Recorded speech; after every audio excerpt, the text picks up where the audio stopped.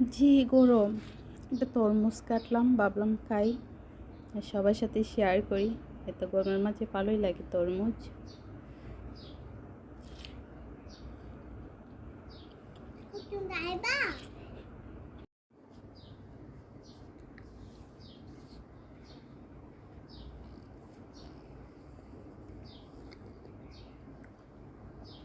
প্রচুর গরম, রান্না বান্না শেষ করে এলাম, আর এটা বাজিয়ে গেছি।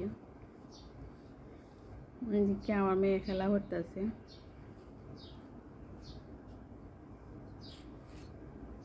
কিতা করেন আপনারা, ভালো ভালো আসেননি?